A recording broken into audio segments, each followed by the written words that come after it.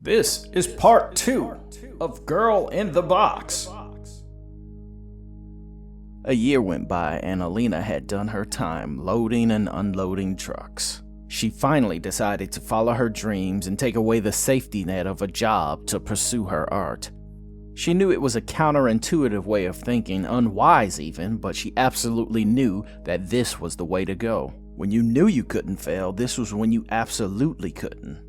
She managed to create an entire gallery of pieces through a year of hard work and toil. Beautiful sculptures of women, some from models, others from her imagination. She did dream in that time, but she couldn't remember what of. Though after a year of working on her art, she felt that spectral warning she had gotten weighed on her mind more than she had assumed. Because when asked by onlookers, all of them felt the pieces she did in her imagination were of the same woman. Alina didn't see the resemblance until one night she woke up in a cold sweat, her dream being too traumatic not to recall. She realized that unconsciously she was sculpting the girl, that girl that found herself cramped into a box. Alina picked up her phone and began to type into her notes app. She could capture images in her mind's eye, if not patterns or plot.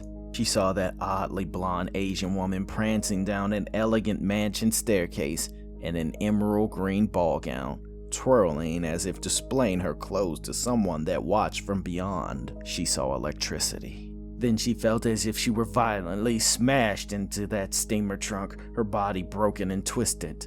She was woken by her own screams.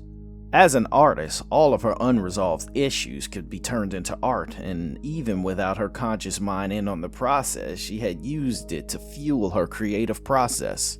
She didn't have many more instances where she was haunted by her dreams before the opening of her gallery showing, but even if she did, what did it matter? Where could she logically put that misery if not in her work? Her work was displayed on a Saturday in a mid-level gallery. She couldn't make the claim that she had broken through and made it, not until a few of her pieces were sold at least. She dressed for the occasion and played the game as best as she knew she had to. Though she was more of an artist than she was a socialite. If there was ever a choice between a few nights a week being a little fake and drinking wine with people she thought were a little pretentious and lifting boxes in a flatbed, she didn't really see it as a choice at all. After her maiden voyage as a real artist, she had sold a good deal of her pieces, which would keep her afloat for the next couple of months. When she figured out what exactly sold, it was every piece that was modeled after the dead girl. She spoke to the gallery owner and was told that the buyers saw something in her and requested that they meet in person. Alina agreed. If this was going to be part of the job, she wasn't going to write it off as beneath her for the sake of principle. Margot, the owner of the gallery, set up a private showing the week after her big debut.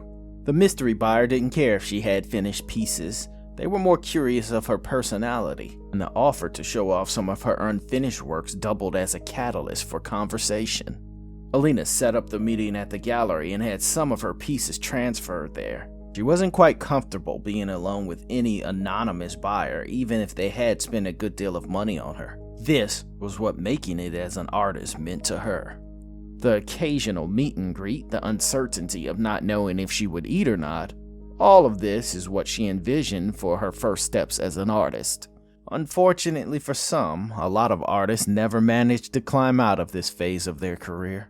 Alina had a few half-finished sculptures in clay, along with a few constructed out of wire. The handful of her unfinished pieces were of that woman she couldn't subconsciously put out of her mind. Margot opened up the gallery and two men entered. She was in her work clothes, covered in paint, toiling away on a new piece while waiting for them to show. Margot promptly disappeared the moment the two potential buyers entered.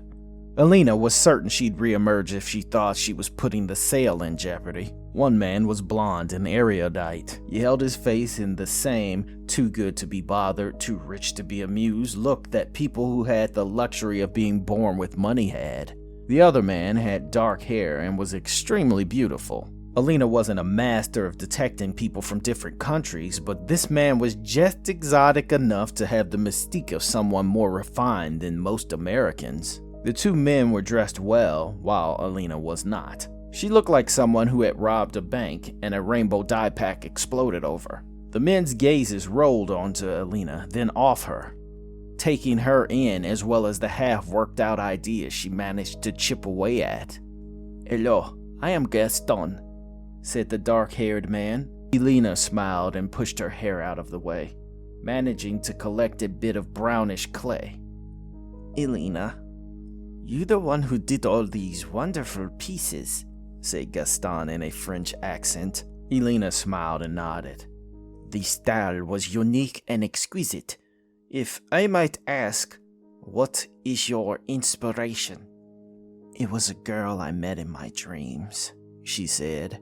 As if summoned from calling her name, the same blonde-haired Asian woman glid into the gallery. Alina looked at the woman who had been a specter in her dreams for the past year with caution. She didn't speak because she wasn't sure if the others could see her. The woman took soft steps like a big cat and leaned on Gaston's arm. Alina was paralyzed with inaction. It wasn't until Gaston kissed the woman did it break her spell, freeing her to move once again. "Are you okay?" asked Gaston. Alina blinked and tried to smile it off, but whatever it was she was actually doing must have come off as disturbing. "This is Anya and my business associate Louis," said Gaston. Alina nodded. Louis didn't move one way or the other after being addressed, though Anya managed a sultry half-wave. "Is this why you bought all these sculptures, my love? Because it looked like me?" said Anya. "Of course this is the reason, though it is rather beautiful, is it not?"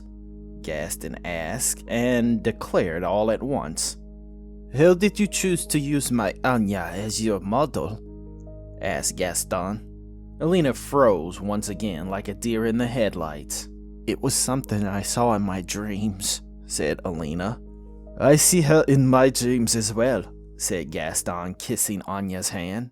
"We intend to stay in town for a few days before we move on overseas, but we would love to sit down with you and talk, if it is at all possible." Anya walked over to Eileen quietly and in a way that mirrored what she saw a year ago in the trenches of that flatbed. "Do join us," said Anya, who leaned in close, almost as if to whisper. Elena noticed that hanging from her ear were earrings that bore the symbol that was emblazoned on the coin that was still in her possession. Though Elena hadn't the slightest clue of how any of this fit into any other thing, she was certain now that none of this was a mere coincidence. The three patrons of the arts didn't stay too much longer. They glanced over Elena's half-finished works with passive amusement. They left her the address of the 5-star hotel they were staying at, then invited her to join them that very night. Elena hadn't managed a good read on the situation, but it felt as if they were rushed or in a hurry. For what reason, she couldn't know. Elena didn't leave the gallery for a long time. She let herself become absorbed in the majesty of creation and tried not to think of what happened, even though this was an impossible task. She worked her fingers through clay because it was the most visceral of her disciplines and took her the farthest away.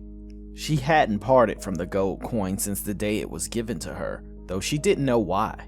It was a memento of a problem that she didn't feel she'd ever solve in her lifetime. If she went to these people's private hotel suite, perhaps she could close the door on that odd chapter of her life. But then again, maybe it was safest to forget about it altogether. Elena found herself entering the lobby of a 5-star hotel. She asked to meet Gaston, Anya, and Louis in the bar. She figured if things did get dicey, at the very least she was in public. She dressed for the occasion, and so too did most of the patrons there. There was a soft piano playing and upper-crust people wandering about. Anya sidled up to a fountain and a walled fish tank. There were long multicolored shadows that cast on her through diffusion of light. Gaston and Anya entered the lounge dressed differently and impeccably. Gaston looked to Eileen, and she couldn't help but to smile. Anya sat first, and Gaston pushed into the circular couch second. I was afraid that you wouldn't come, said Gaston. Why would you think that? Replied Aline.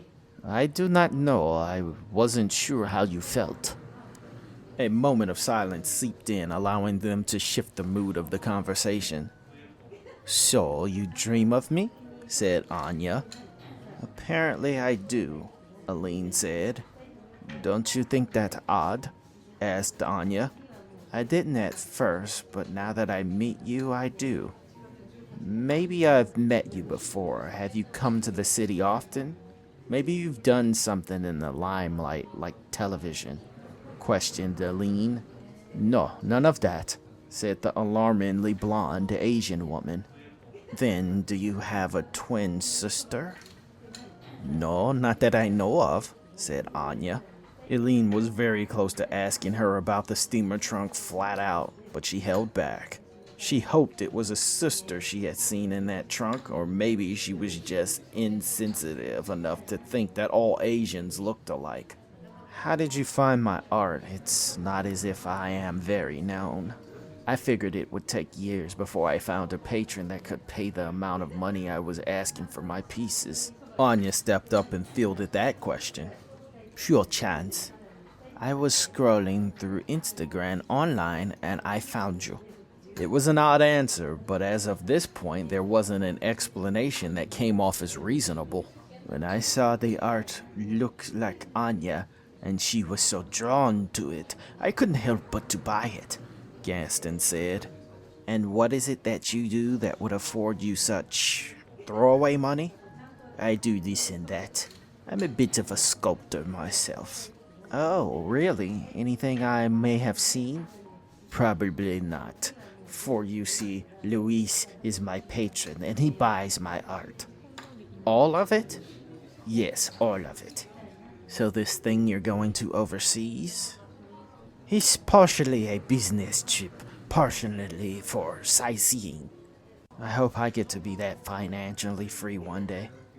Don't worry, you're well on your way. Elena turned her attention back to Anya, seeing she was slowly phasing her out of the conversation. And what is it you do, Anya? Aline asked politely. Anya smiled. At first, the smile was hopeful and carefree, but it slowly soured into confusion, then to anger, then back to a smile to mask her emotions altogether. Anya started to say, but obviously struggled at saying. Gaston saw Anya's frustration and moved to ease that. She doesn't like talking about herself, he covered. Elena was unsatisfied with that answer, seeing that she was more interested in her than either of the two men. From there, the conversation got more and more shallow, and the topics more and more mundane. Anytime Elena attempted to pull something real from Anya, she either couldn't answer or Gaston did it for her. After 30 minutes, Gaston decided Anya was tired and said that they had to be on their way. Elena never mustered up the courage to ask about the woman in the trunk or the coin before they were gone and out of her life. Look for part 3 of Girl in the Box.